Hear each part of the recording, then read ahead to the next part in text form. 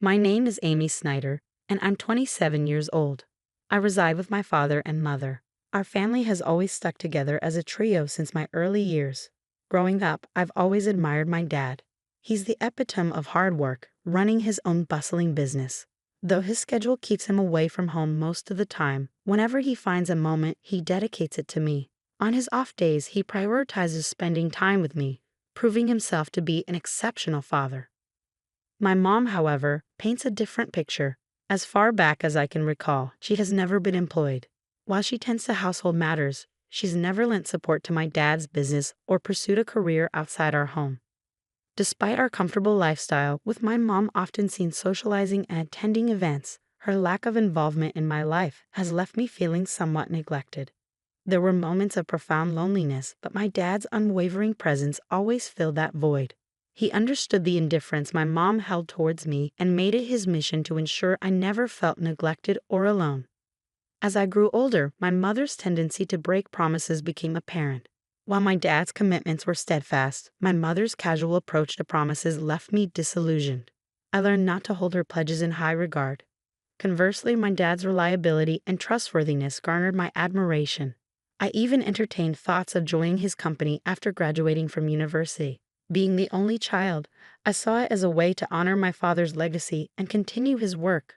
Upon reaching my 20s, my father began imparting invaluable wisdom during our outings for drinks. Meanwhile, my mother's involvement in my life remained superficial. The only time she interjected was during my sophomore year of college when I expressed my desire to join my father's company. "Dad, I want to work at your company after graduation. I'm already preparing for it.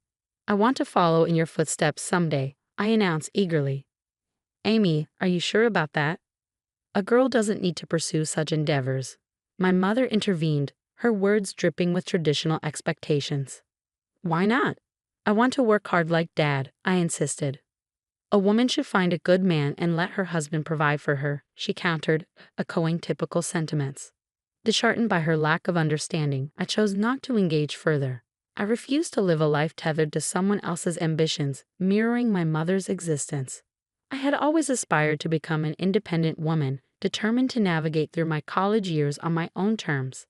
After that pivotal moment, I dedicated myself to diligent study, paving the path to join my father's company immediately after graduation.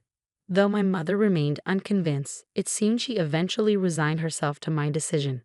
"If you choose to live this way, so be it. But remember, you'll bear the consequences of not heeding your mother's advice," she remarked resignedly. "If you're willing to accept that, then do as you please."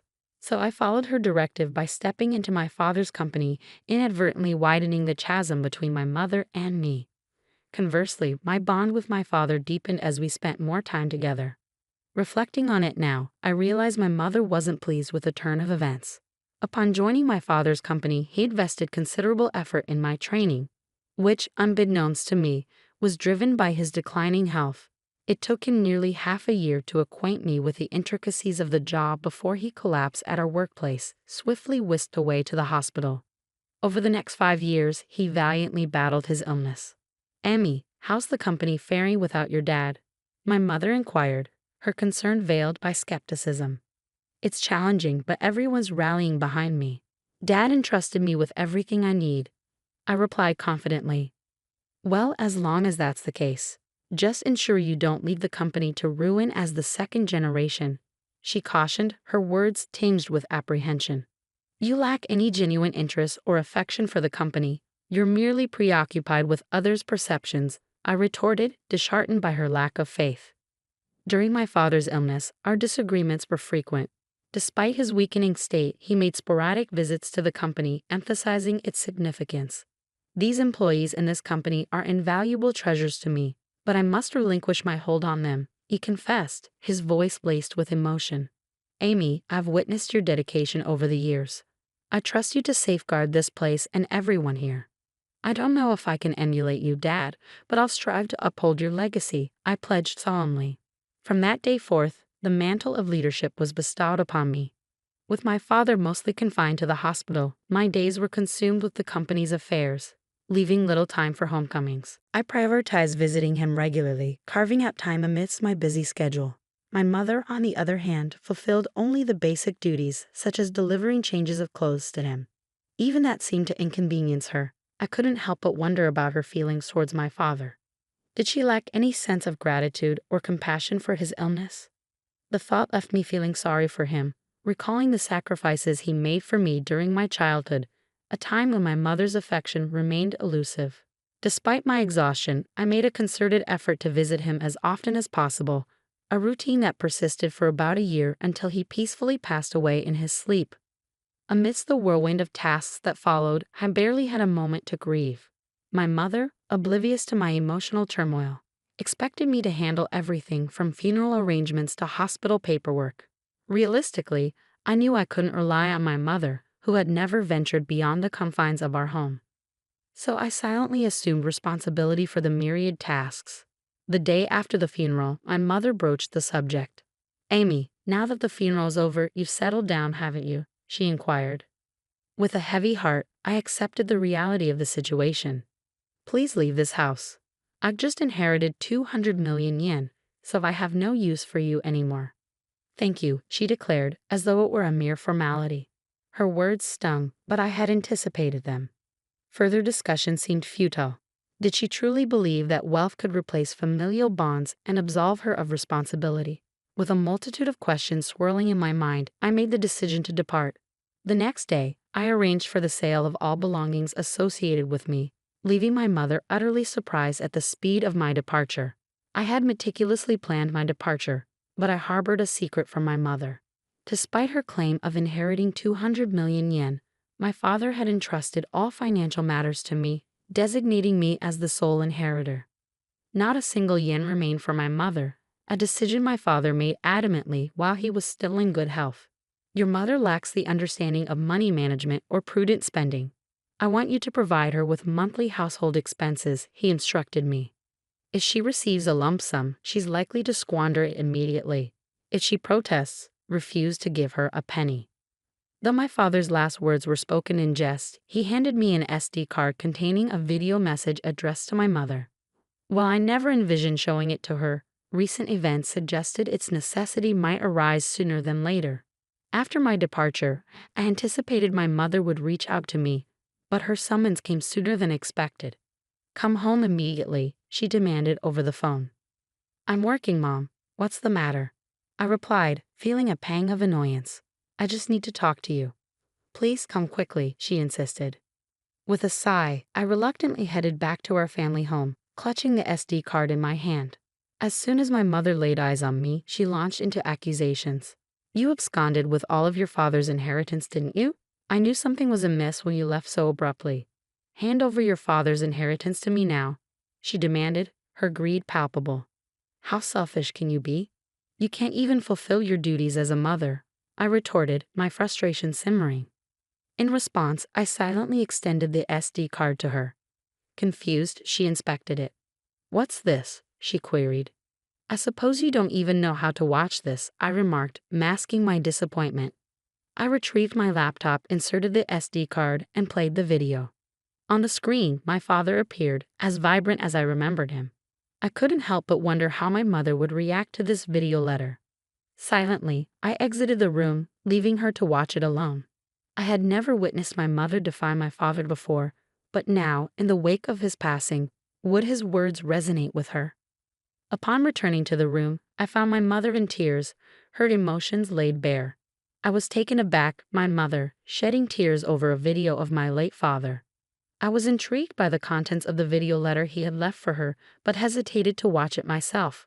Consequently, I remained clueless about the cause of her tears. "Mom, are you okay?" I inquired, concern lacing my voice. "Yes, I'll be fine. For now, I understand. I'll adhere to your father's wishes and entrust everything to you from now on. Please, go home for today. Call me once you've had time to gather yourself," she replied, her tone subdued. Sensing her desire for privacy, I left promptly, pondering over how my father had managed to silence my mother. Questions swirled in my mind as I made my way home. Nearly a month passed without any communication from my mother, prompting concern to gnaw at me. During my lunch break, I decided to pay a visit to my parents' house, hoping to check on her. However, she wasn't home. That evening, I returned once more, relieved to find the lights on. Sorry for dropping in unexpectedly. I came by this afternoon, but you weren't home, so I grew concerned. I explained upon seeing her. I'm sorry, I was out for my part-time job during the day, my mother explained upon my return. A part-time job? I echoed incredulously. My understanding of my mother painted her as someone vehemently opposed to work. How had it come to this? Didn't you watch that video? It was a video letter addressed to you. I retorted, baffled by her sudden change in behavior. You can take it home. You should watch it too, Amy. Can I watch it? I asked, extending the SD card to her. Very well, she acquiesced, passing it back to me. Feeling a twinge of apprehension, I returned to the office and settled at my father's desk. With a deep breath, I played the video. Honey, if you're watching this, it means you've not been able to communicate with Amy. First of all, thank you so much for helping me raise Amy until now. Without you, I don't think I could have managed the company while bringing up Amy. My father's voice resonated through the room. As his words continued, a sense of unease crept over me. Then he uttered something unexpected, something that shook me to my core. You've taken care of Amy, even though she is not your child, and I have nothing but gratitude for you. You've stood by my side for so many years, but as a result, you've given up on your dreams and have reached your age without earning your own living.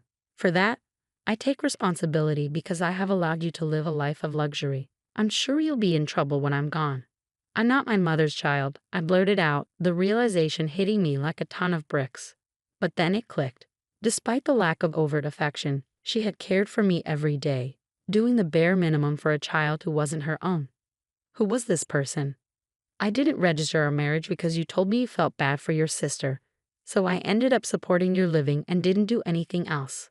I'm sorry, but once I'm gone, I worry about the rest of your life.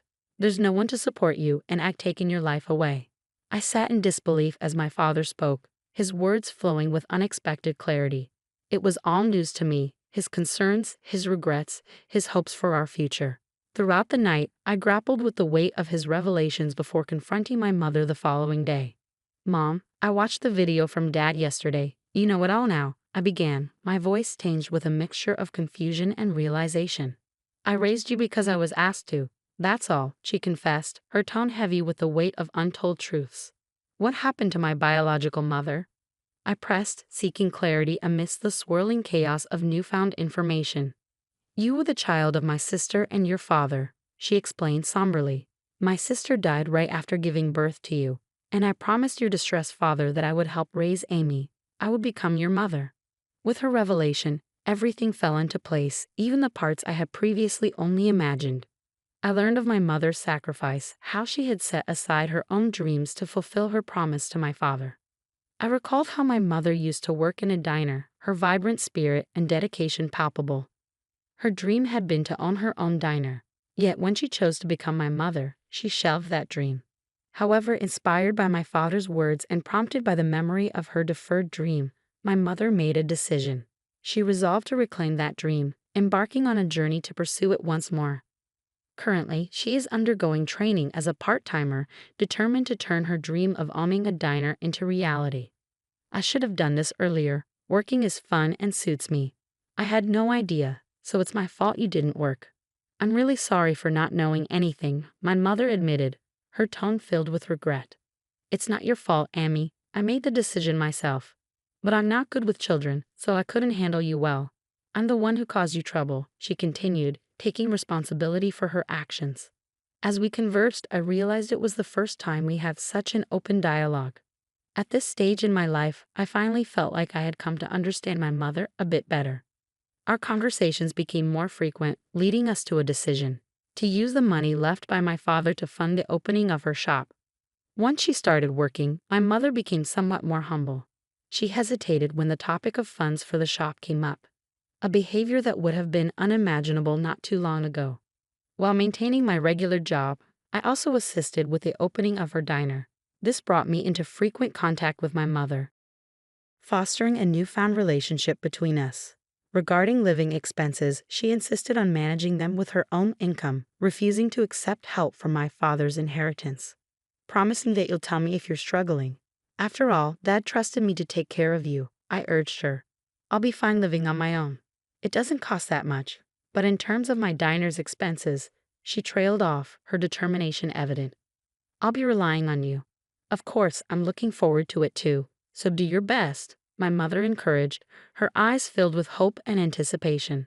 After many years, we finally became a real family, and now we are living harmoniously. She isn't my birth mother, and perhaps it was just the right time for me to learn this truth. Your diner is finally going to open tomorrow. Your dream is coming true, I remarked, filled with pride as I watched her dedication. Seeing you work so hard at that company reminded me of my own dreams when I was younger. I believe that's why I've made it this far. It's all thanks to you and your father. Thank you so much, Mom. I expressed my gratitude, feeling a deep sense of appreciation. Promise me to always be my mom, Amy, she implored, her voice filled with sincerity. From now on, let's get along even better than before. After all, we only have each other, I replied, feeling a newfound sense of closeness. Upon my father's death, the truth was revealed, and I accepted the reality of our situation. Deciding to live on with just my mother and me, I contemplated moving back to my hometown and living together with her again. I don't cook, so my mother is concerned about my poor diet and is supportive of me coming back, I explained, feeling touched by her care. My father would probably be surprised that we're getting along so well. His house, company, and inheritance that he left behind. I'll protect them at all costs while continuing to get along with my mother in order to become a real family. I vowed, determined to honor my father's legacy. We visited the graves of my father and my biological mother, my mother's older sister, to give our daily life updates. After going through the process of adoption, I finally became registered as my mother's daughter, forging a bond that transcended bloodlines.